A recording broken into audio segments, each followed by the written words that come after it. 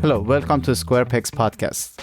This is Arash, and today I'm speaking with Maggie Melo. She's an assistant professor at University of North Carolina at Chapel Hill, School of Information and Library Science. She does very exciting research focused on making maker spaces and library spaces more accessible to marginalized populations. But today our focus is going to be on ChatGPT. She recently published an article on the Chronicle of Higher Education that focuses on the potential of this platform as an assistive tool for those with ADHD. I'm very excited about this conversation. Please give it a listen.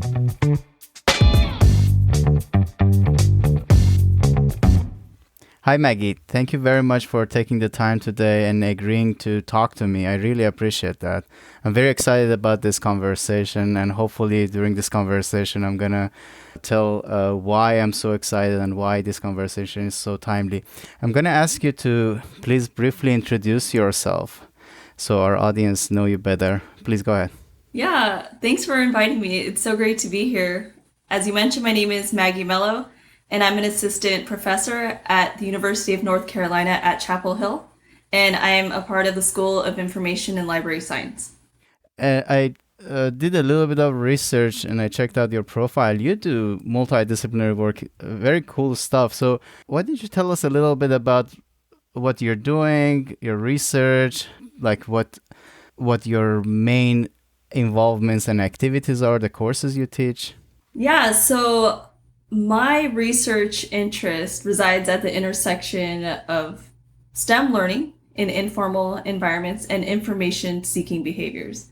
So to kind of ground that into a project I'm working on, I was awarded an NSF Career Award a couple years ago, which you were as well. And the main question I'm trying to figure out is why students from underrepresented communities don't tend to frequent these informal learning environments so much. And so my main question is trying to figure out why many students walk up to the threshold of the makerspace, and sure enough, in a matter of seconds, they decide, I am not going in there. And so I'm trying to figure out as a researcher how that space is communicating to students, whether or not they belong in there or not. And so I'm still kind of I'm in the midpoint of the NSF Career Award. I still have more observations and data analysis to do, but that's pretty much it in a nutshell.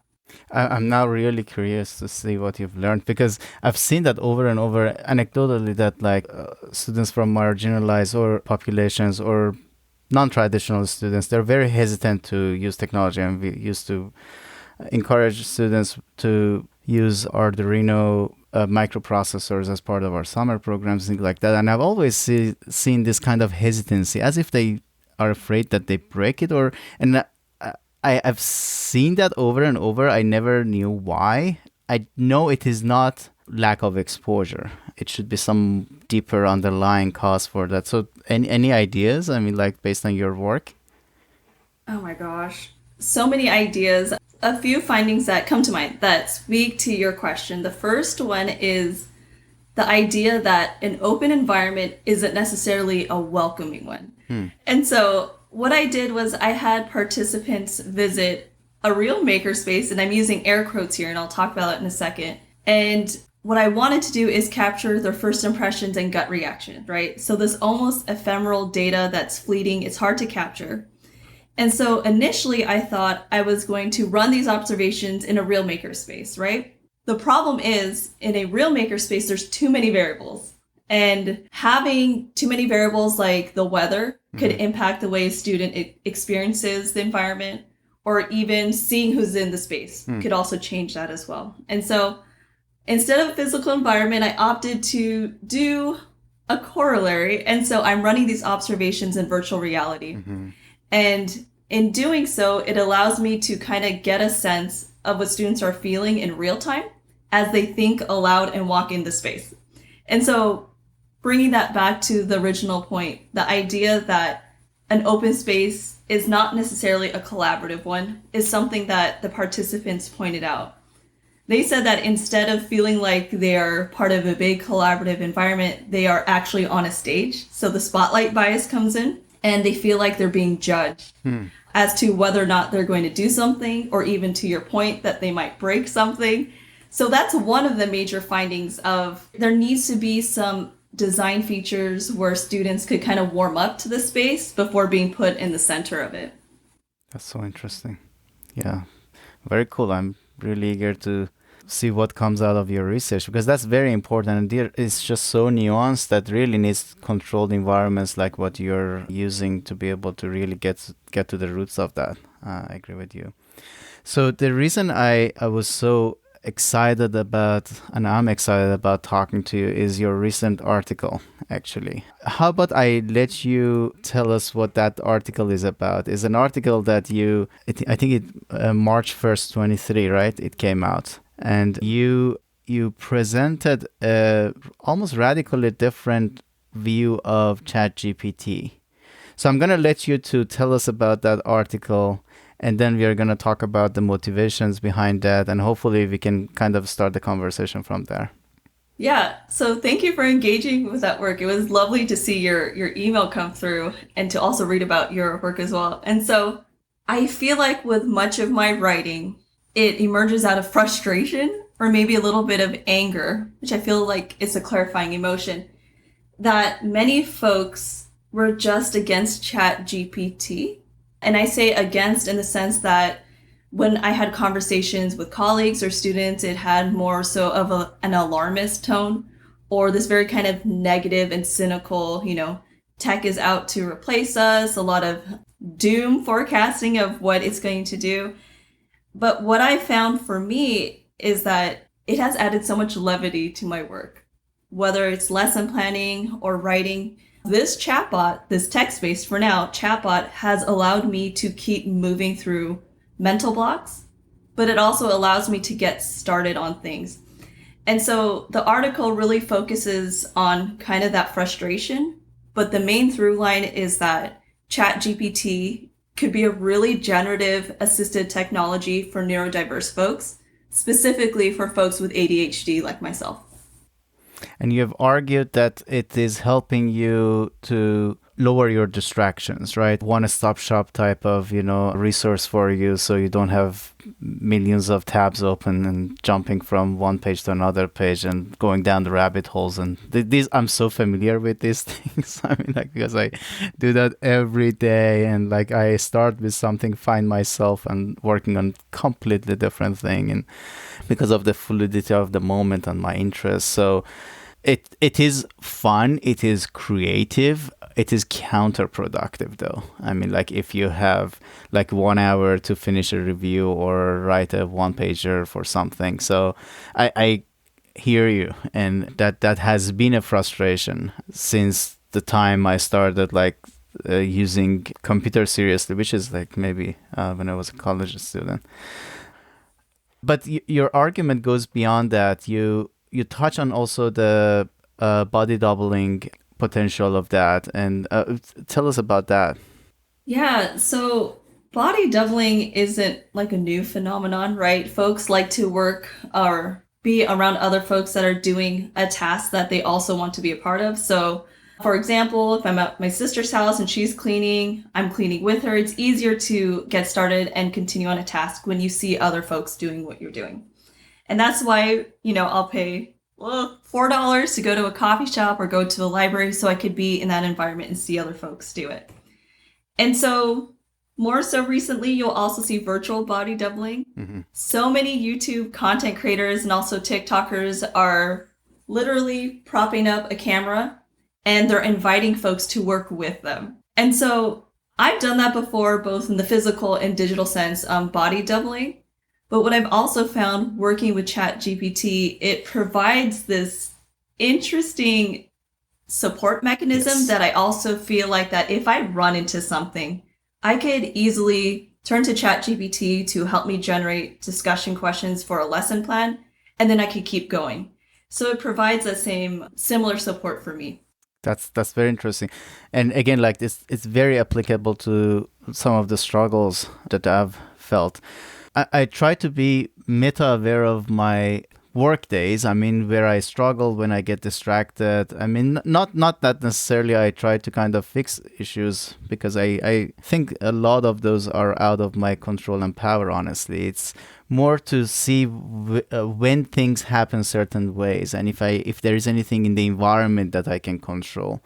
In terms of the cognitive process, it's very, very difficult to change the way we function neurologically. But I think in terms of the environment, how we interact with technology, there are ways to control things. And going back to this body doubling, actually, I am also much more productive if I go to a place that there is some background noise, but not to an extent that I can follow a conversation.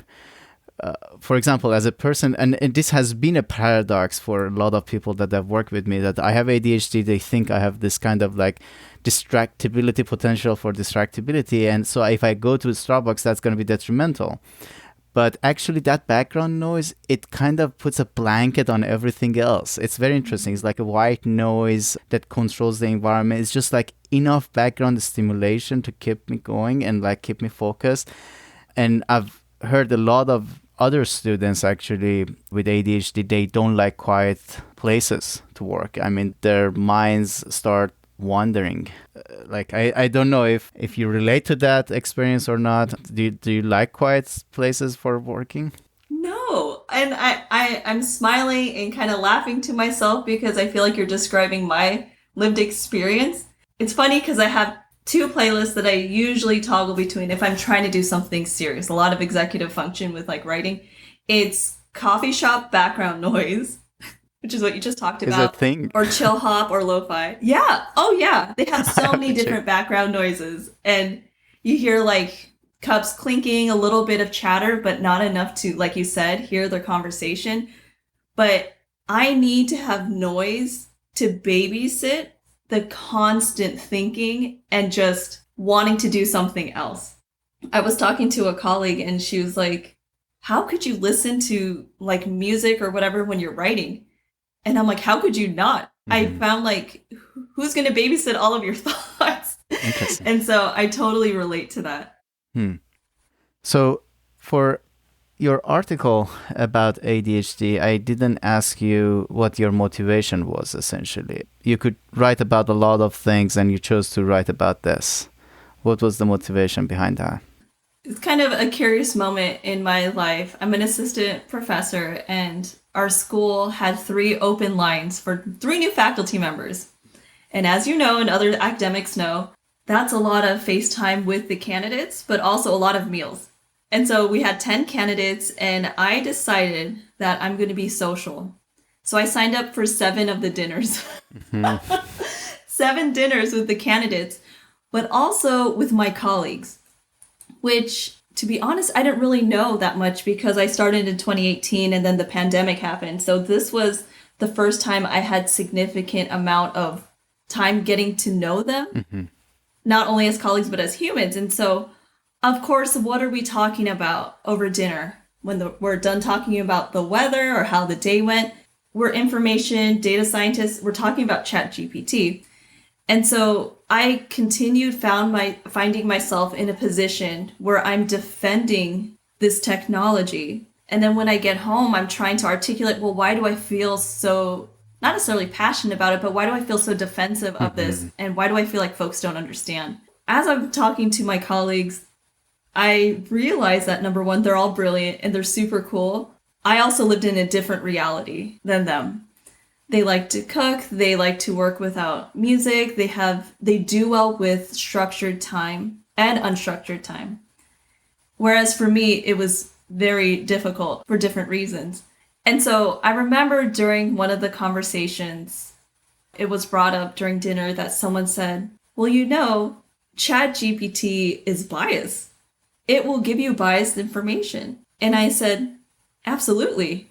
But humans are biased too. It's bias input in and also out as well.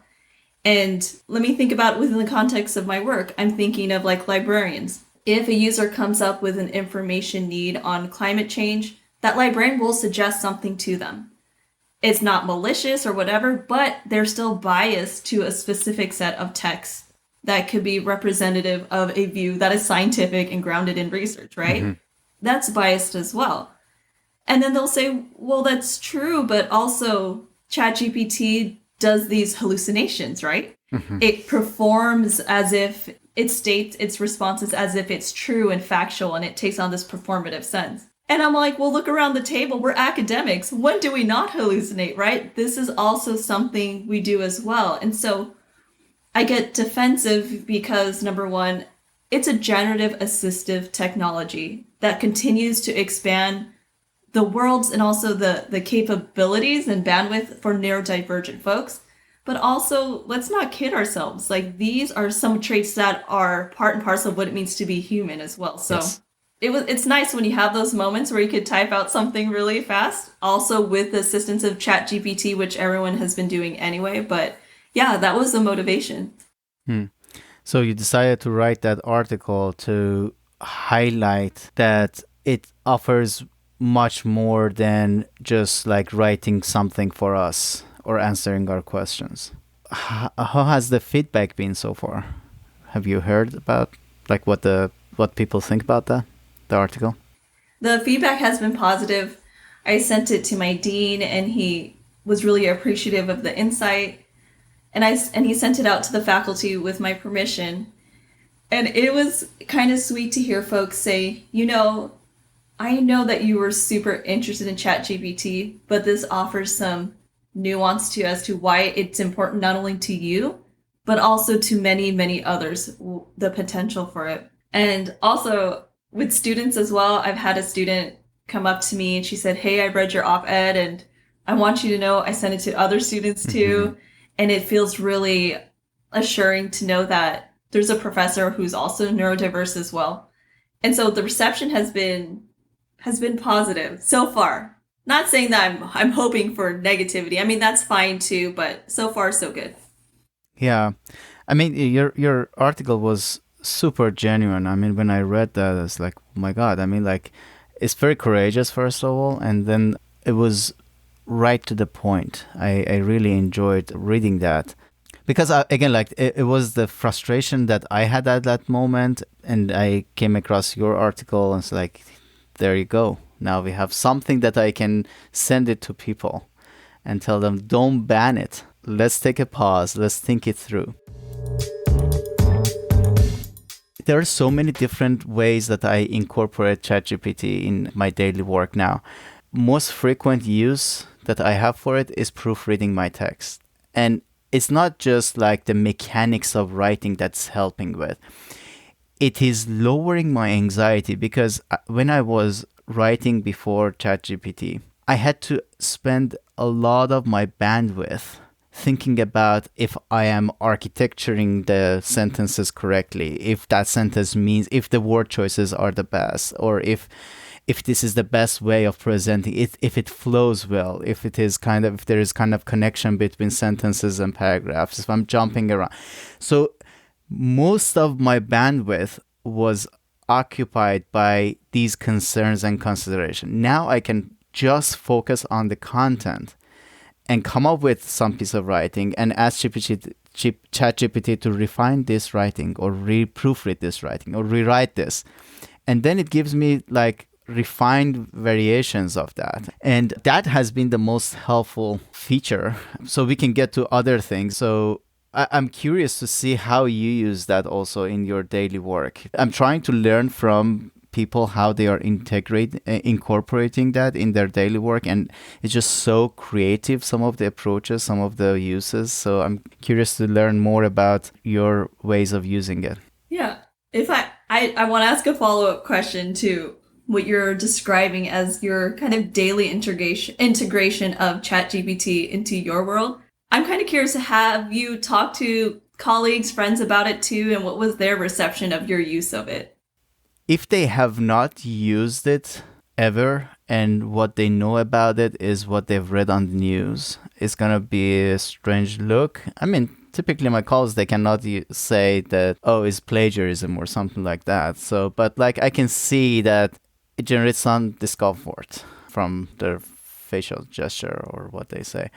If they have used it, if they have experiences, oh, that is so cool. I use it for this and this and that. I generate codes. I use it for my class. So it starts a very kind of like interesting conversation. So I've had these two types of interaction with those that they haven't had any exposure. And typically it is, oh yeah, I mean, you write with it or you use its writing. I mean, like, it's very clear that where they're going with it, that like, so you're outsourcing your writing to ChatGPT, and like the question is toward that. But again, like those that they have used it, they are typically very excited. Say, oh yeah, I'm using this for this and that, and like, oh, I'm gonna try it for that. I mean, so it's gonna be a very different conversation if they have used it. That's funny because as I'm thinking about how I'm talking to folks about using it too, I'm co-writing a piece of work, a conference proposal, and my collaborators know that coming up with titles is especially, I just hate doing it. I hate doing it. How do you come up with something pithy and it's going to be attention grabbing? It's a lot of work. Mm-hmm. You talked about bandwidth here. And so I was on a call and I was like, all right, well, I'll come up with 10 titles right now. So I went on ChatGPT and I put in the abstract. I'm like, how about these? And they're like, wow, how did you come up with that? I'm like, ChatGPT. And I feel like that question of plagiarism does come up a bunch, but I want folks to realize, like, this is the content that we've created. And we are the ones looking at it, we're refining it, we're revising it. Did I use the title word for word? No, I revised it. But even if I did, that's still our kind of intellectual work being conveyed, but just kind of structured, I'd say. And can you give us more examples for how you've used it? If you go back to like the past week, whenever they opened my gosh. Yeah. For example, the conference proposal, from like taking a long session abstract, shortening it down to 250 words, coming up with the title. Okay, perfect. Based on this summary of the presentation, give me 10 slide ideas for the slide deck. There's an entire workflow to just keep nudging me along that I could review and tweak, and it just makes me more productive than I've been in a long time. And given all of its potential, particularly for non-traditional students, employees, let's use this kind of umbrella definition, why do you think the education system as a whole is reacting so negatively to it? Again, superficially, we can like look at, oh, they're worried to be replaced, but I think that fear goes deeper, and I've been trying to think deeply about that. I love to hear your opinion on that. Yeah, like you said, the feeling of being replaced, I feel like that is a material concern for folks. I mean, I used to teach English composition, English 101 and 102, and I would have students respond to different essay prompts. Now, if I were to do that now, I get what the concern is. ChatGPT could yield an essay response pretty well. However, with that being said, I feel like this could be an opportunity for folks to take pedagogical risks, to think about their assignment prompts in different ways where maybe ChatGPT is a mechanism for them to see, all right, if I were to give them this prompt, it could respond to it easily. How else can I think about asking them depending on these learning outcomes? Now, I also want to be sure to say that I don't want to locate the problem with teachers. Like, this is on you to be pedagogically radical and creative. I think historically, the classroom has been a space where we think about learning as just, our students are here, the banking concept, thinking of Freire and bell hooks, and we're here to just dump all this information and grow them intellectually, right? And so I feel like that's the fear, like moving away from this like regurgitation of information, of reading something. And now more so we need to move towards potentially holistic learning, but also learning that moves beyond just these kind of rote essay responses. So I think that's where the fear is, both in the classroom, but also on the level of administration, right? Because if we have these large classrooms with like hundreds of students, how else can we be creative when we have all these constraints around learning? So will jobs and folks be replaced? Absolutely.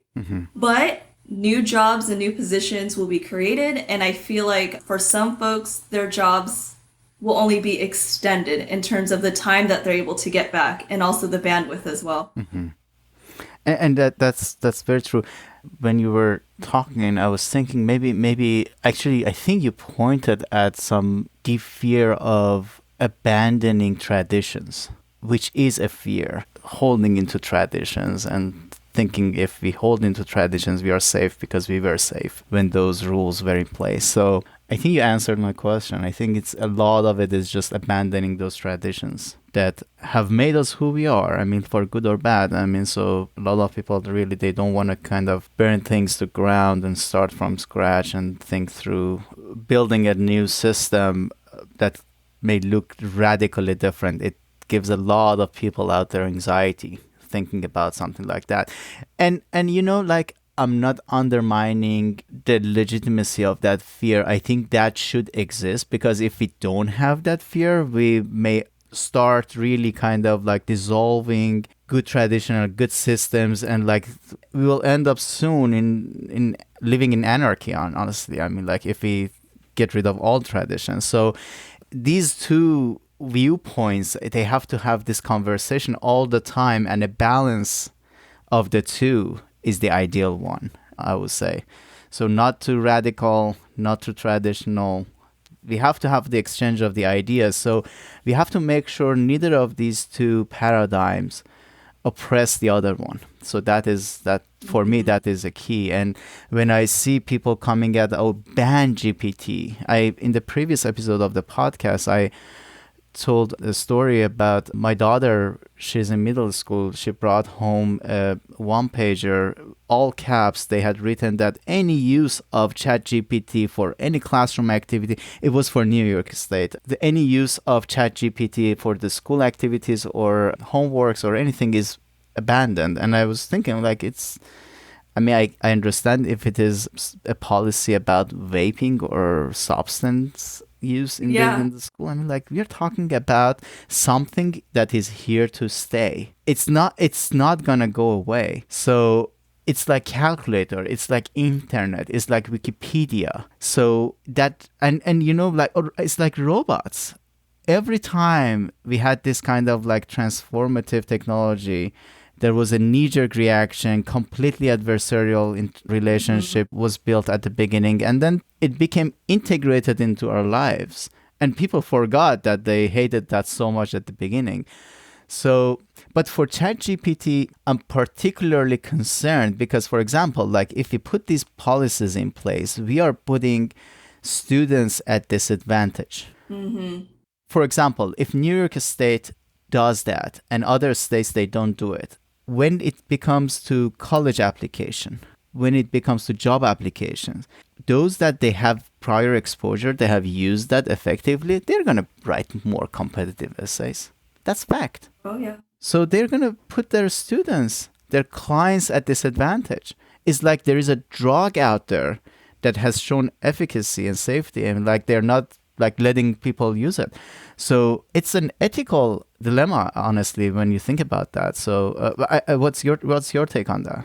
Oh my goodness. I think the alarmist rhetoric around it is just, it's not helpful. And I agree with this idea that we are going to continue to learn how to live with AI. We already do on different levels, but with ChatGPT, and I feel like there's just going to be these two camps, and of course some overlap.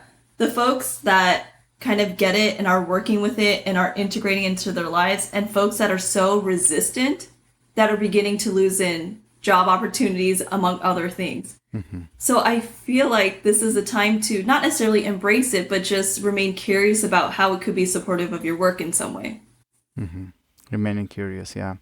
And playing devil's advocate, I'm hearing that some teachers, some educators are concerned about the cognitive development of kids. If that early on they're introduced to ChatGPT and they start using that, there are cognitive skills that will remain underdeveloped. So what is your take on that? I mean, I'm definitely not a researcher with early childhood education or cognitive development, but I've heard this argument before over dinner with colleagues, and I like to liken the release of ChatGPT to like the emergence of GPS, right? So before GPS, we had to use maps, you know, your Thomas guide. I grew up where we're using like MapQuest, and we had to like print out our instructions and bring that with us in the car, right? Now with GPS, I can go anywhere. I traveled up to Quebec. I went to Montreal. I was able to do things, put stops in, and it expanded my world in ways I didn't really anticipate GPS. But now it's so embedded into my life, right? But then the argument is, well, what about your spatial awareness? Like, if we were to take that away, how would you be able to find what street you're on, this and that? And I will say, well, absolutely. I mean, I'm probably not as spatially aware, as sharp as I could be if I was someone that used an analog map. However, looking at the trade-offs, I feel like they're exponential in terms of thinking about how it could open your world versus, okay, well, you should learn how to be more spatial aware, which is important, but thinking about that balance and what you give up, I guess. That's an amazing example. I really like that. I see parallels at multiple levels between where we are with ChatGPT and using maps. And I can take it even one step further, that we used to need skills how to read stars to be able to, for example, find our way in dark, or like, you know, like that was a critical cognitive skill that to that level that we had to be fully aware of these celestial bodies and where they are at different times and find our way north, south. I mean, like now we have no clue what those are, and that's fine. I don't think we're going to need them ever. So I can see how this notion may make some people feel anxious, but yeah, maybe we don't need them anymore. Maybe we don't need to be able to do 4 or 5 digit multiplication by hand anymore. Maybe that part of the brain that was being developed to be able to perform that type of like hand calculation operation, I mean, maybe, yeah, it's going to remain underdeveloped, and maybe that's going to be okay. It's not going to okay, here is what I'm sure about. It's not going to cause our brain to shrink, because soon there will be another cognitive task that's going to start using that. So we're going to continue using our brain, but for more relevant cognitive needs. So what do you think about that? Yeah, I agree, period. I agree with that. And I'm also curious to kind of bring it back a little bit. You talked about your daughter bringing back the one pager and the all caps saying you may not use ChatGPT. I'm curious, in your classroom, if you are teaching, have you integrated it with students' work or allowed them to use it? I'm not teaching any undergrad course lately. For my graduate classes and also for my graduate students, I highly encourage them to use ChatGPT in an ethical fashion. So I remind them you are responsible at the end for the submission. So I'm fine with you even to copy paste what ChatGPT generates for you, but you have to sign it off. So if there is any error, any conceptual mistake in there, you are the one who endorsed it. So essentially by submitting that, you're saying that I found this and I 100% endorse it. And that speaks to the quality of your judgment, critical thinking, and that's what I'm going to evaluate. So if ChatGPT made a mistake and said something that's not technically right, I'm talking about an extreme that you could copy paste the exact identical thing. If there's a mistake, if there was a problem, that means that your knowledge of the topic was not refined enough to be able to catch that. So I can take off some scores or points here. So that's how I am going to evaluate. That's like, okay, you criticized the piece, you endorsed it, and there are problems with that piece. So that means that your knowledge is lacking something. So that's how I look at it. For my graduate students, though, it has been an amazing tool because, again, like as someone with dyslexia, we always have had this challenge. I have to really appreciate and acknowledge my students' patience when they submit a paper to me for review, their draft paper.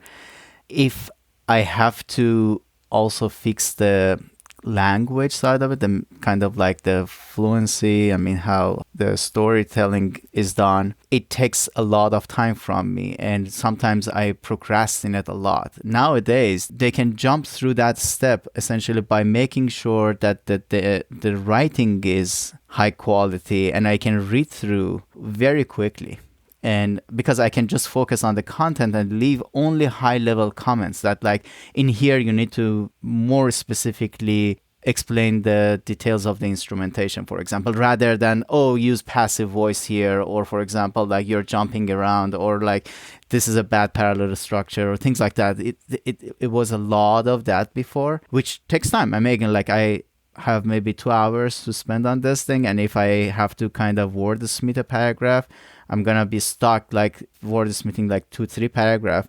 But now I can go through the whole thing in 45 minutes because again the English is refined. And so my graduate students have really enjoyed it so far, and I'm really promoting it within the graduate student, and that's one of the reasons we are recording this podcast, because hopefully our audience, many of them are neurodiverse graduate students, and I hope they seriously consider using this tool.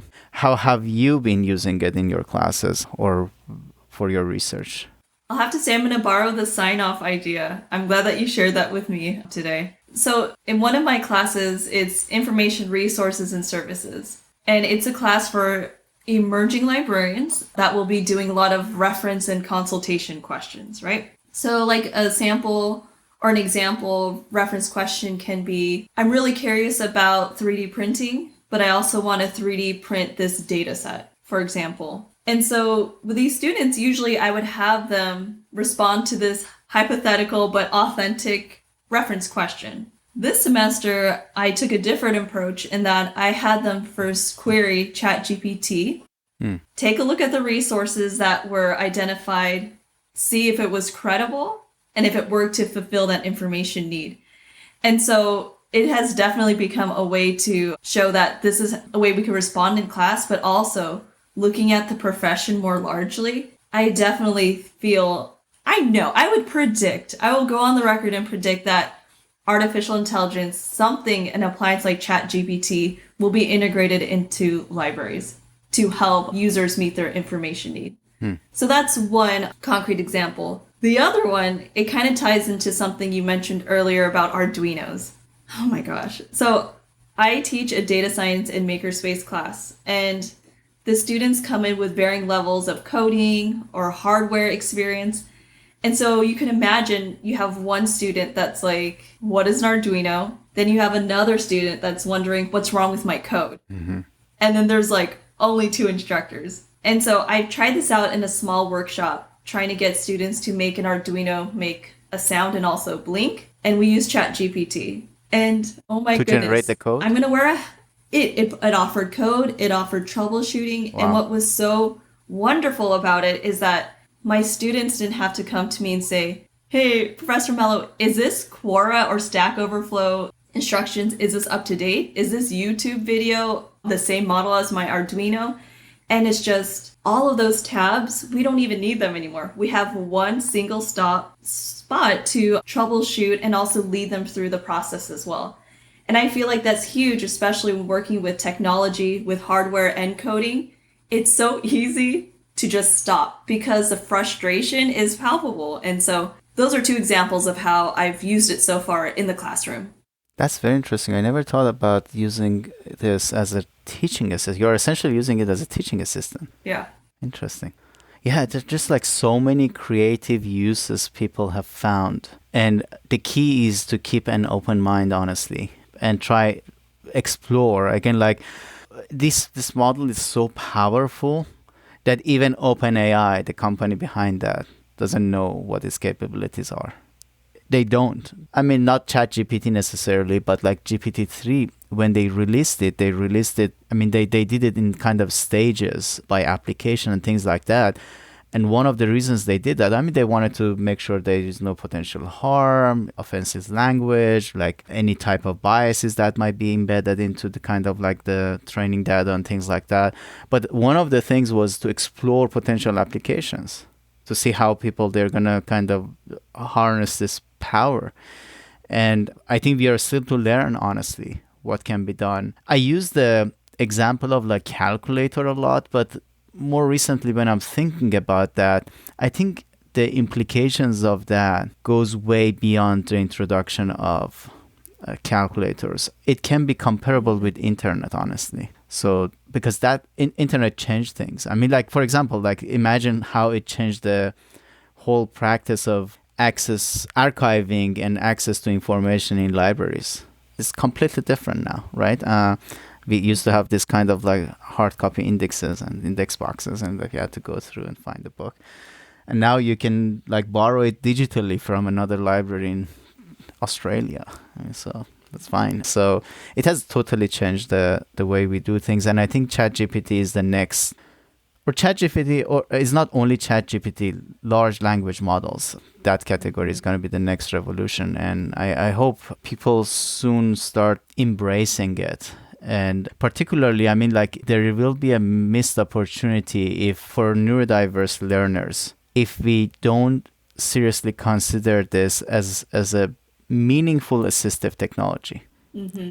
And your article in the Chronicle of Higher Ed is actually about that, to think about it as an assistive technology, not just something that can write your essays for you or write your application for you.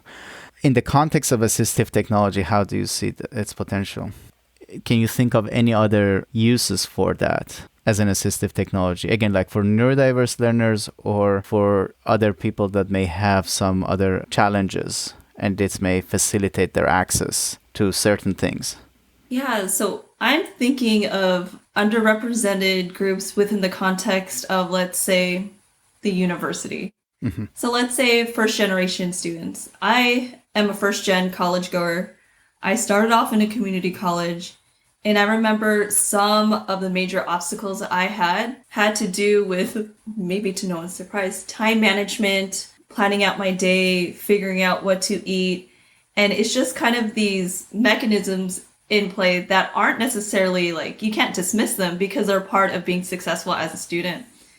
And so with some of my students that are proponents and have embraced ChatGPT, I've been very impressed with the way that they've used it, almost like it's their own personal assistant. They would ask it, come up with a meal plan for the week, 3 meals, breakfast, lunch, and dinner, gluten-free, no soy. And I'll give them ideas, like, okay. And then they'll ask it again, plan me a weekly schedule for the upcoming week that includes working out, reading, and also these different labs that I'm a part of as well. And so when I think about underrepresented students, specifically first-gen students, this could be a helpful assistant to help with project management, but also time management, which is something that isn't, I feel, necessarily taught as first-year students, but is so important skill to have to be successful. That's very interesting. Do you think it can also mentor them? I mean, not mentor, but like give them ideas how they can approach their friends because I've always also realized that people from marginalized population, they're hesitant to reach out and ask questions because they don't know how it's going to come across. So I suspect the same thing can be, like ChatGPT can be used to as like, okay, I want to communicate this with my professor. I mean, like, how can I approach, or like, how can I kind of present my need or ask? Yeah, I think that's a great point. And I'm thinking of recent interactions I've had with students that I'm advising and also mentoring. And whether it's during office hours, I feel like it's pretty common where students will say, can I run something past you? Like, sure. Can you read over this email to make sure that I sound respectful? Do I call them professor? Do I call them by their first name? And so something as, I'd say, simple as an email. I say simple because I have lived experience and I can, throw it out. But for a first gen student that is trying to kind of perform what it means to be a student and also a scholar, it can be difficult. But as we know with ChatGPT, it yields text in different formats, right? You could do something Shakespearean, you could do something professorial-like. And so I think that's also helpful too, to get an idea of what that culture is for folks that are still getting accustomed to what it's like. That's brilliant. I agree. I mean, a lot of that is like lack of exposure, not being in that environment, that fear of like if I say something is off-putting or like that worry may prevent them to reach out to communicate, and that can definitely help. I'm not saying that it can kind of like give you the sharpest, most clear, but it can give you ideas, which again, like when you don't have ideas, it's very difficult to come up with something. And but if you can give hints, I mean, like that this is the tone, this is the essentially like format that can be used, that then you have a starting point. Mm-hmm. And how do you think it's gonna change the practice of scholarship and publishing? Oh my goodness. I haven't thought about that. You mean publishing in what way? Journal articles. I mean, like what we do as part of our job, a serious part of our job. I don't know. I haven't thought about that. Do you have thoughts on that? How it will change? Maybe hopefully for the better? Instead of publishing and perishing, is something good going to come out of this? I think it's going to have an impact. We're going to definitely start seeing some abuse, that content is generated. I mean, like intellectual part of the work is generated by this. So we're going to see some of that also. So it's going to be in the batch. I think it's going to let us hear those that they are traditionally excluded because English is their second language, for example. They have brilliant ideas, but because communication has been a barrier, they haven't been able to really share their ideas with a broader public. We're going to start hearing them more in the context of publication. When I say hear, I mean like read their works more and more, which is a great thing. That's exactly inclusion and accessibility that we talk about. How it changes the whole practice of publishing, I think we are losing relevance. I mean, higher education is using relevance, so and that kind of like practice of a scholarship is not is not the only thing that we should really worry about. I mean, we are losing relevance in terms of like the practice of teaching. I mean, like we used to be sole source of knowledge in the classroom, and students had to come and sit, and that was the only way that they could acquire this knowledge in a way that like it's organized. But nowadays, I mean, we can at best be a facilitator, probably, in the classroom. And we have to get used to that, probably. Yeah, facilitator. As you were talking about the publishing piece and how it could lend itself to inclusion for folks with English language learners, I thought that was great. I hadn't thought about that. But I'm also wondering if publishers are going to begin putting in, like as you submit your article, was any of the content generated used like a chat bot or ChatGPT?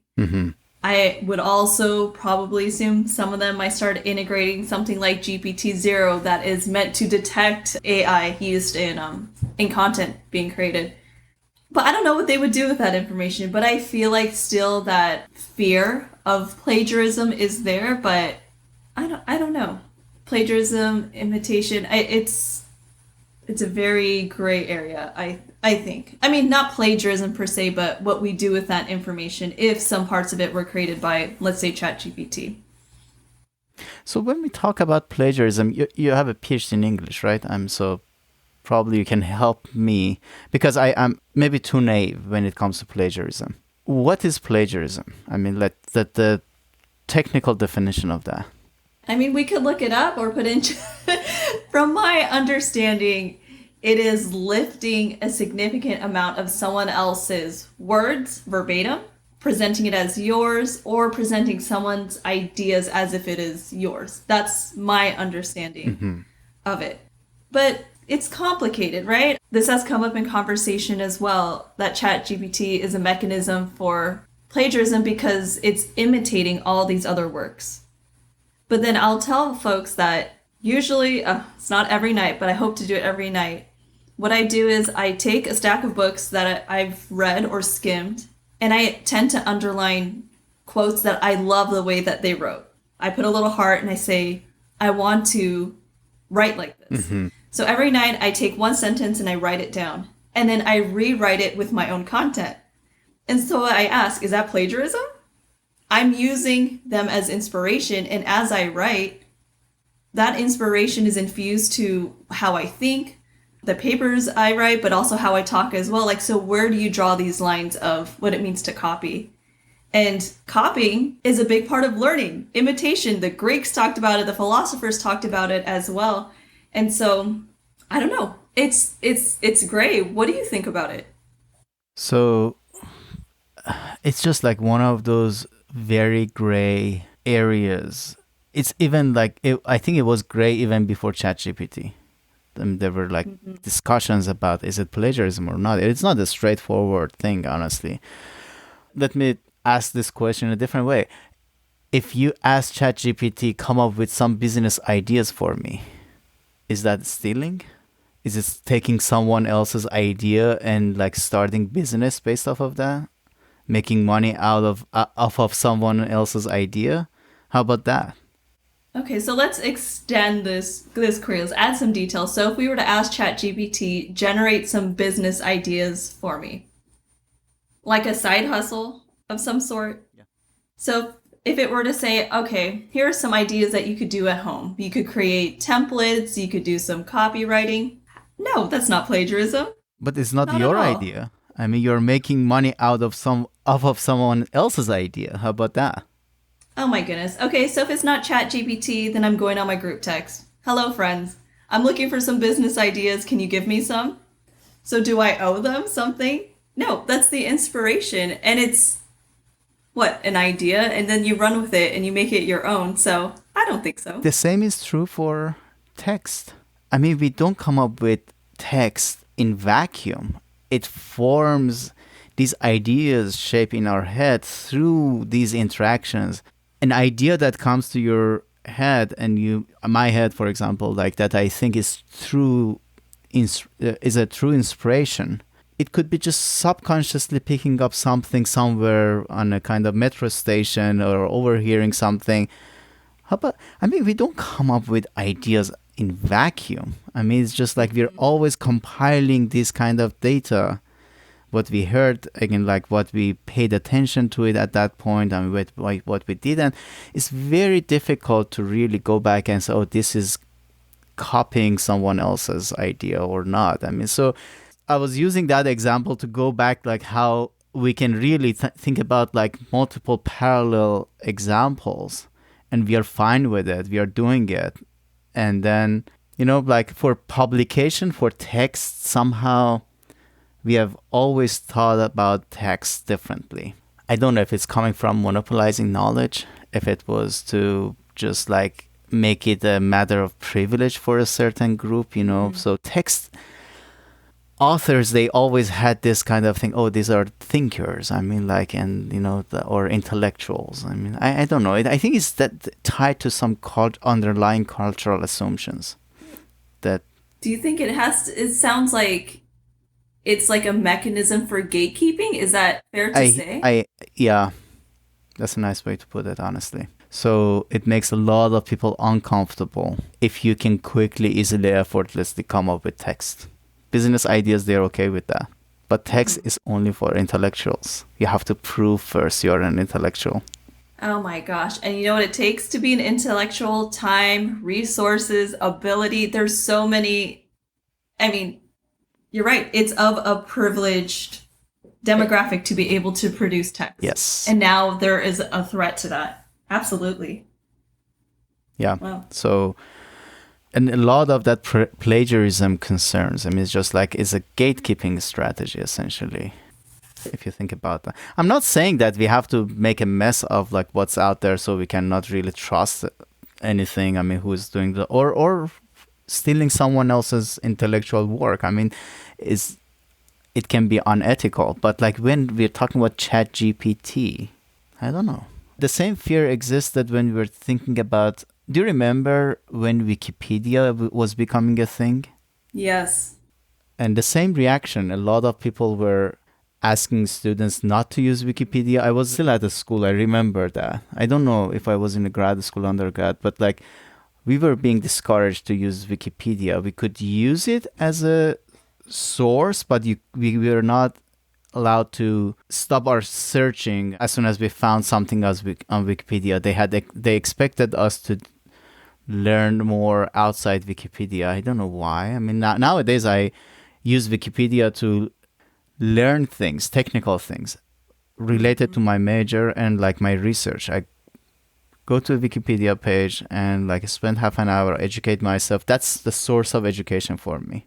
Rarely for particular specific things, I go to papers, but like for general things that, for example, I don't know about reinforcement learning. I mean, Wikipedia is my source essentially.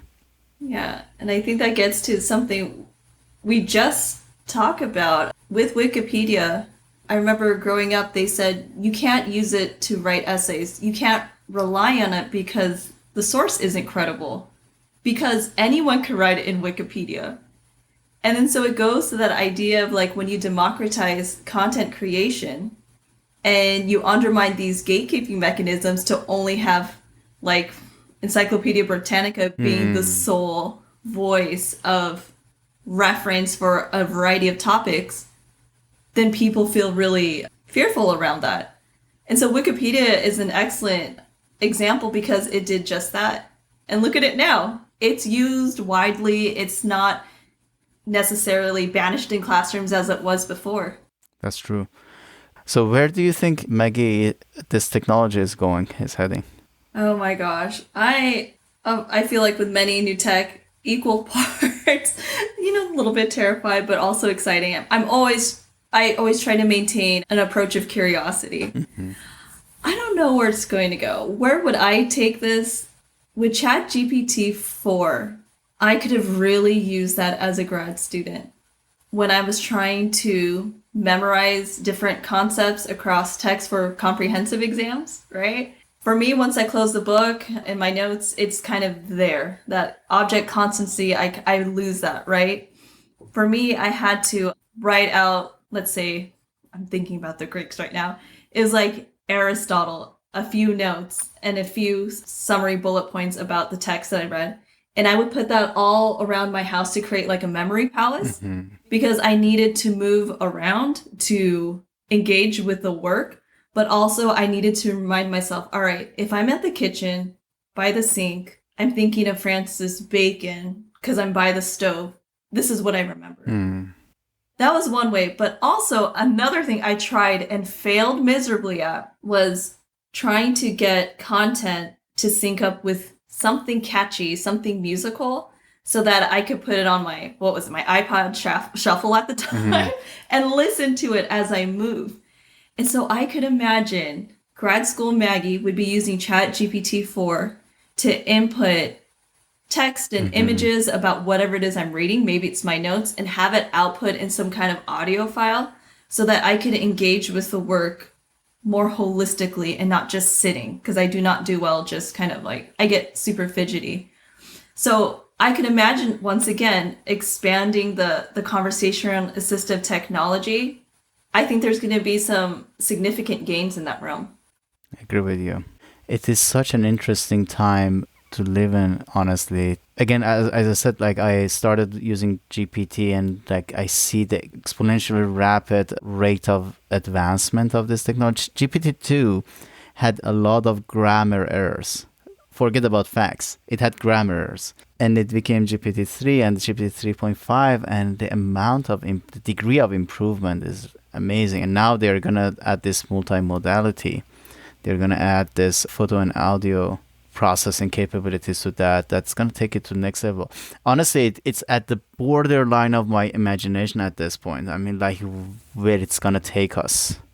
It's very difficult to imagine how this technology is going to change the way we do things. One thing I know for sure is in 3-4 years, we are not going to... I mean, a lot of things that we are doing now is nonsensical if we keep doing it the same way. Mm-hmm. So it's like integration, optimization of processes. So in one way or another, I see ourselves. And if we don't integrate it, we are going to fall behind. It is like someone insists that they want to use typewriter because they don't like computers. Yeah, for sure. They can do that. But like they're going to fall behind. Yeah. Yeah, absolutely. One aspect of this whole development that I've been thinking about, I want to get your opinion on that also, was there are a lot of ongoing efforts to develop assistive technologies in form of apps, in the form of like, I don't know, something that keeps our calendar, help like as a personal assistant to help us through our day.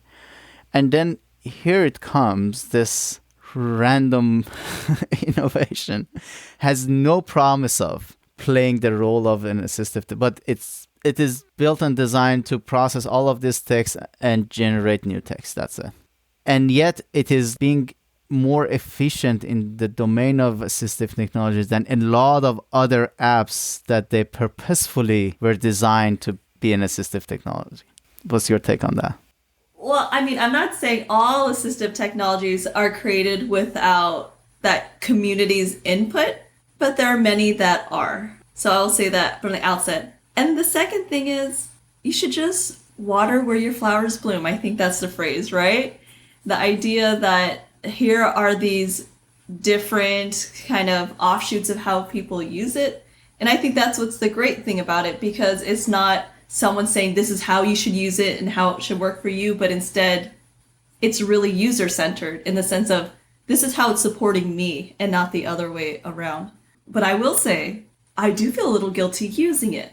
And I need to interrogate that a little bit more, because I realize my colleagues that their lived experience is totally different, but why should I feel guilty about it? That is kind of providing me with support and also some ease as well.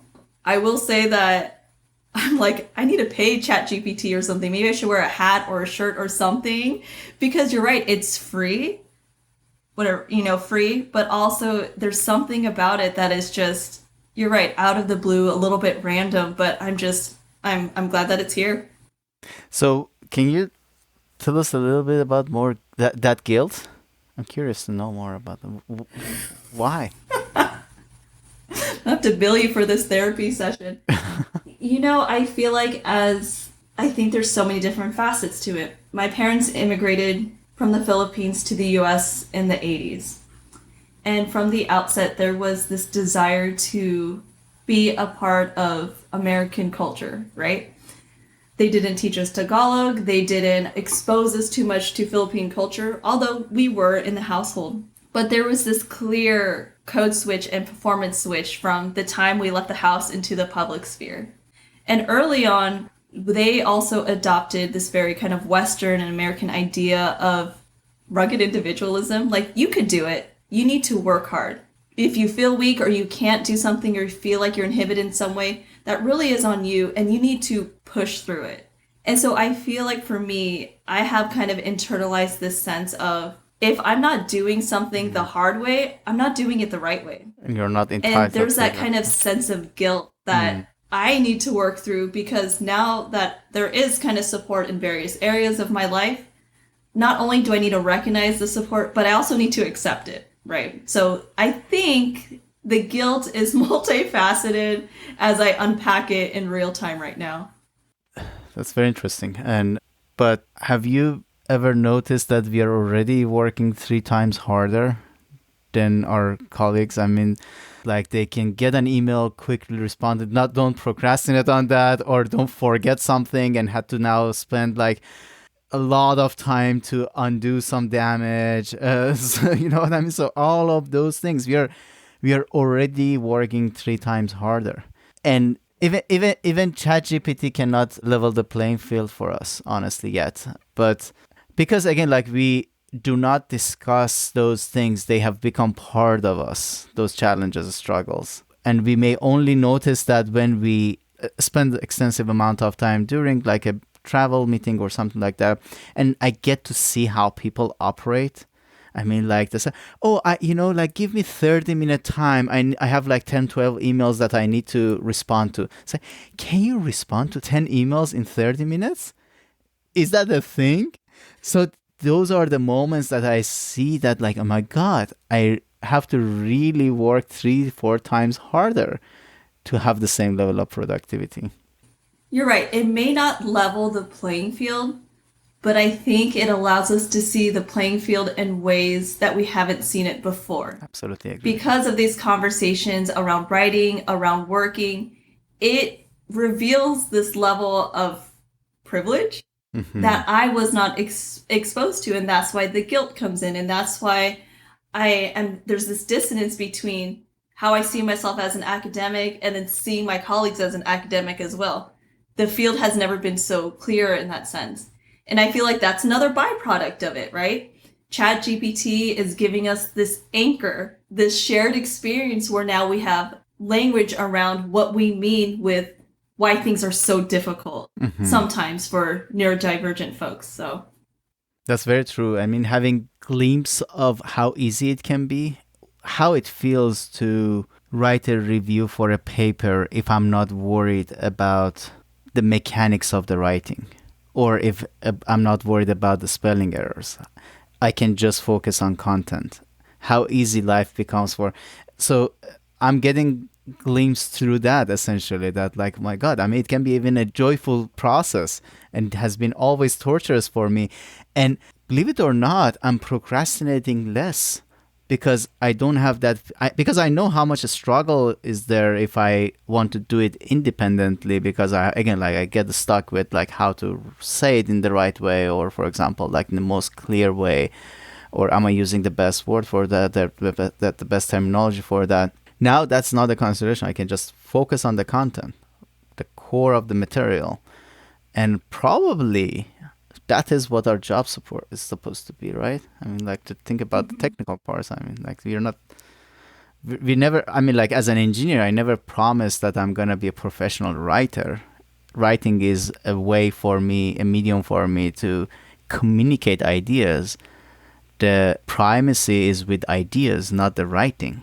And that because of the privilege around that, who can write the highest quality, most intellectual sounding article, those they used to kind of like really move fast through this field. Now I think it provides opportunities for non-traditional learners, non-traditional professionals. I'm very excited about that. It provides opportunities, but also, having looked at your research and your interests, it also, I feel like, creates that space for folks to stand in their own strengths, right? You've talked about ideation and innovation, and I was reading a little bit about your NSF work, how with neurodivergent folks, levels of like risk-taking, but ideation, brainstorming, that's like a sweet spot. So how could we leverage that within a collective? What are your thoughts about that as it relates to ChatGPT? You're absolutely correct. That is something that I've been working on, to think about neurodiversity as an asset and think about the unique strengths of it. And always the challenge is, what used to be a real challenge, a real limiting factor, that, okay, we are talking about those with ADHD tend to be divergent thinker, ideators, crazy thinkers, if you want, but like they're not going to take the time to really present and unpack the ideas, right? I mean, like, it's not natural to them. They can force themselves to do that, but like they enjoy a lot more staying in that space of ideation rather than, okay, now I have my ideas, let's write it. And so we can spend more time where we enjoy more and be more creative. You're absolutely right. It used to be, I mean, like, the way I was looking at it before, and this is an idea you just gave me, because on the side I was promoting this idea of team creativity rather than individual creativity. That, okay, I mean, like, if we have someone that can only contribute substantially at the ideation phase, that person needs to work with a person that's very interested in execution. Mm-hmm. So the ideators and executors, they have to work together. And so, like, individual may not be able to span the entire spectrum. We need to make sure we effectively form these teams. But now, when you brought up that potential, I actually, we can think about like supplementing your strengths with the power of like ChatGPT. Imagine, like, as a person with And I'm doing this. I've already been doing this. I mean, like I can spend more time on the core technical content, ideation, and not worry much about the presentation. That was a brilliant point that you brought up, actually. Well, glad that I'm here having this conversation. It's truly a back and forth. But that's another element or feature of your research that I appreciated. And it gets to this previous point of like everyone, academics should have it all, right? They should be able to ideate and execute. And it should be done kind of in this isolation. When I see an academic in my mind, it's kind of this lonely person, like in their office with books. And however, you're highlighting the importance of the collective and the community, as opposed to just this rugged individualism that I think is not sustainable. It's not good for anyone, I think. It's not even true. It's an illusion, if you think about that. It's a promised archetype that doesn't even exist. There are very, very few examples, if you can find. I mean, like maybe as rare as Albert Einstein, that they can really cover the entire spectrum. That they are brilliant thinkers and they have like so many books and articles at the same time. They can work independently and like they can execute things. I mean, they are super clear when they explain something. They can teach well, they can write well, they can speak well. I mean, like all of those things. Yeah, we have some superhumans around us, but we cannot count on those few to make progress in STEM or other like areas. I mean, we have to think about this more broadly, honestly.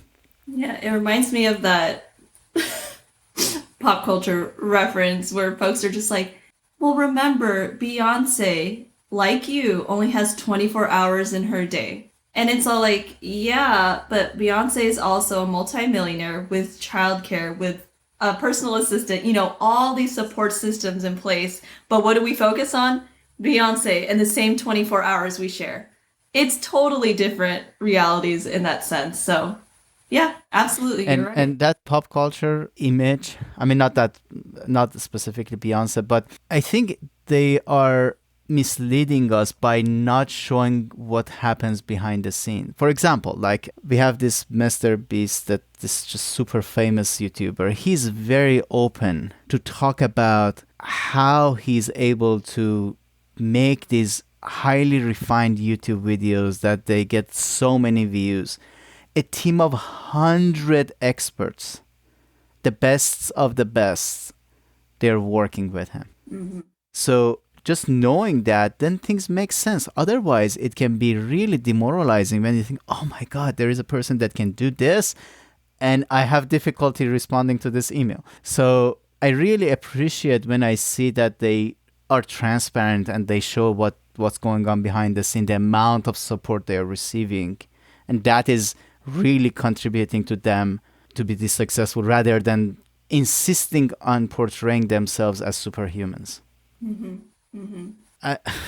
I really like this conversation, and like we started with ChatGPT and we are going to like other places, but all relevant to what the purpose of this podcast is. I'm aware of your time limit and I know you have a time commitment after this, so we have to start wrapping up. Is there anything else you want to discuss before I ask my concluding questions? No, this has just been a joy and also relief to share this conversation with you, so thanks for inviting me. Appreciate that. I asked two questions. One is, what would be your advice to a 12-year girl in middle school? You can think about your 12-year-old self and give her an advice. So 12-year-old Maggie, okay, she's in 6th grade. The advice I would give her is prioritize collective care and also support. That it's okay to reach out to others for help and support, and it's not a sign of weakness or your own shortcomings. Yeah, I think that would be my advice to her. That's brilliant. How about college age Maggie? What would be your advice to her? Oh my gosh. Well, my advice to college age Maggie, first off, I would give her a big hug. And then I would hold her by the shoulders and say, don't take it too seriously. It's not worth it. And I would also tell her, everyone is pretending, okay?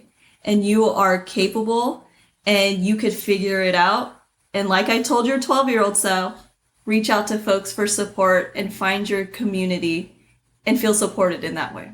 So that's what I would tell her. Amazing. Thank you very much, Maggie, for taking this time. I really appreciate that.